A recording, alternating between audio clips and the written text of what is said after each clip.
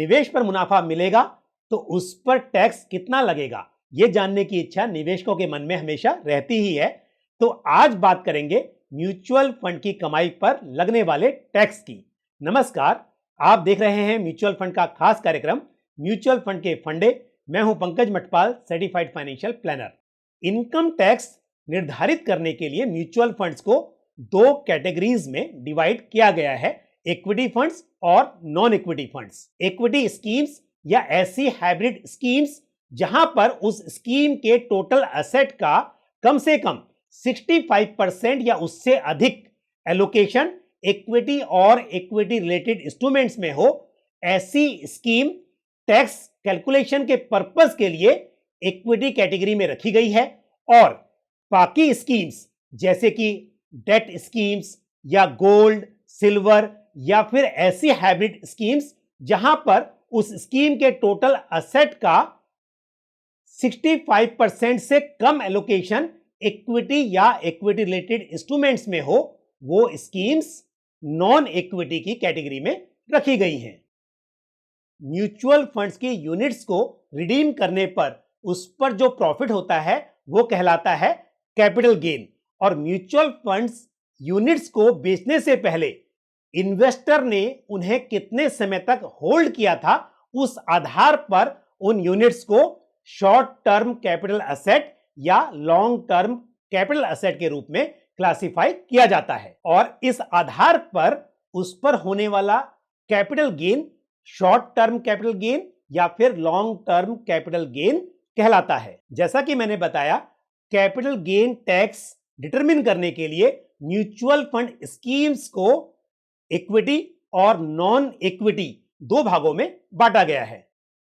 तो capital gain tax का rate तय करने के लिए इक्विटी स्कीम्स के लिए 12 महीने या उससे कम का होल्डिंग पीरियड शॉर्ट टर्म और 12 महीने से अधिक का होल्डिंग पीरियड लॉन्ग टर्म कहलाता है। और नॉन इक्विटी फंड्स जैसे कि date funds, gold funds, silver mutual funds या फिर ऐसे हाइब्रिड म्यूचुअल फंड्स जहां पर इक्विटी एलोकेशन उस स्कीम के टोटल एसेट का 65% या उससे कम हो, ऐसी स्कीम्स के लिए 36 मंथ्स या उससे कम का होल्डिंग पीरियड शॉर्ट टर्म और 36 मंथ से अधिक का होल्डिंग पीरियड लॉन्ग टर्म कहलाता है। अब एक एक करके समझते हैं कि इक्विटी और नॉन इक्विटी फंड्स पर किस तरह से लगता है capital gain tax.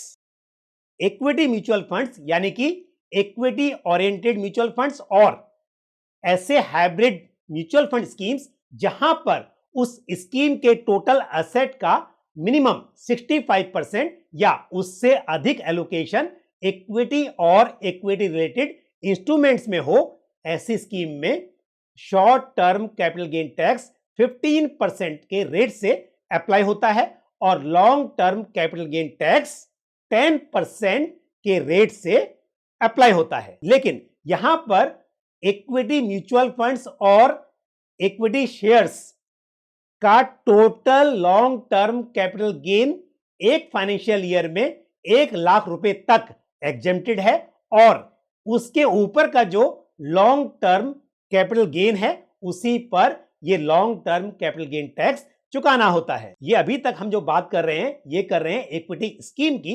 Non equity की बात हम बाद में करेंगे।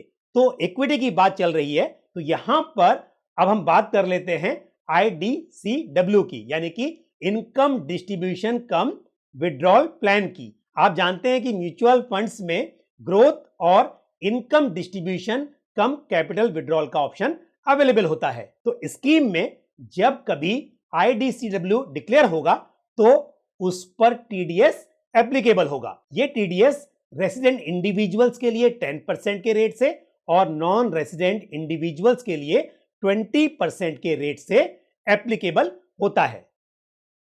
और आप बात करते हैं नॉन इक्विटी म्यूचुअल फंड्स की, और मैं एक बार फिर याद दिला दूं कि जब हम नॉन इक्विटी म्यूचुअल फंड की बात करते हैं तो यहां पर date oriented mutual fund schemes, gold mutual funds या सिल्वर म्यूचुअल फंड्स या फिर ऐसी हाइब्रिड स्कीम्स जहां पर उस स्कीम के टोटल एसेट का 65% से कम एलोकेशन इक्विटी और इक्विटी रिलेटेड इंस्ट्रूमेंट्स में हो, तो ऐसी सभी स्कीम्स नॉन इक्विटी स्कीम्स कहलाती हैं टैक्स डिटरमिन करने के लिए। एक नॉन इक्विटी म्यूचुअल फंड में short term capital gain investor की इनकम में जोड़कर उस आधार पर टैक्स रेट तय किया जाता है, यानी कि एक इंडिविजुअल या एचयूएफ के लिए उसके टैक्स स्लैब के आधार पर short term capital gain tax applicable होगा और लॉन्ग टर्म कैपिटल गेन पर इंडेक्सेशन के बेनिफिट के साथ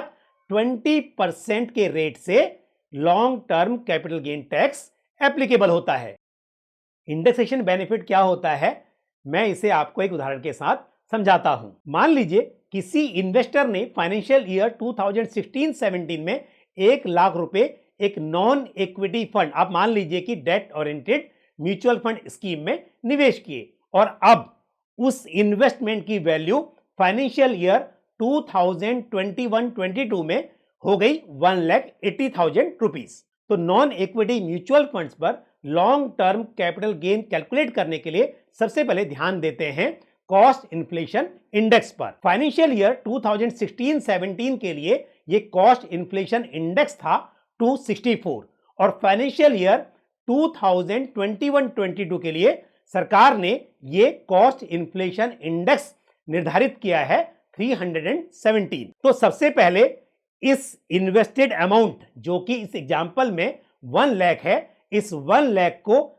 317 से मल्टीप्लाई करेंगे, यानी कि वो कॉस्ट इन्फ्लेशन इंडेक्स जो कि फाइनेंशियल ईयर 2021-22 का है और फिर इस अमाउंट को डिवाइड करेंगे 264 से, यानी कि वो कॉस्ट इन्फ्लेशन इंडेक्स जो है फाइनेंशियल ईयर 2016-17 का। तो इस तरह से इस इन्वेस्टमेंट की इंडेक्स्ड कॉस्ट हो गई 1,20,076 रुपीज।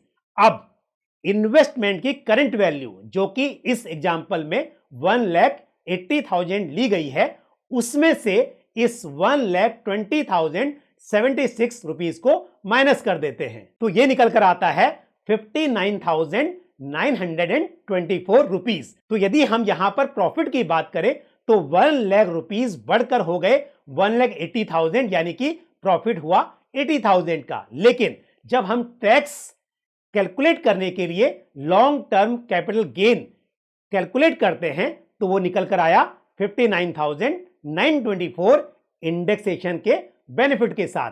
तो अब इस 59,924 पर चुकाना होगा long term capital gain tax 20% की दर से। नॉन रेसिडेंट इंडिविजुअल्स यानी कि एनआरआईज के लिए नॉन इक्विटी फंड्स पर long term capital gain tax की कैलकुलेशन थोड़ी अलग है। एनआरआईज के लिए नॉन इक्विटी म्यूचुअल फंड्स की लिस्टेड यूनिट्स पर इंडेक्सेशन का बेनिफिट मिलता है और इस बेनिफिट के साथ 20% के रेट से long term capital gain tax applicable होता है और नॉन इक्विटी म्यूचुअल फंड्स की अनलिस्टेड यूनिट्स पर इंडेक्सेशन का बेनिफिट नहीं मिलता है और यहां पर long term capital gain tax 10% के रेट से एप्लीकेबल होता है। तो यहां पर जब हम कैपिटल गेन टैक्स की बात कर रहे हैं तो चाहे वो 10% के रेट से हो या 20% या किसी भी रेट से कैलकुलेट किया जा रहा हो, उस अमाउंट के ऊपर 4% के रेट से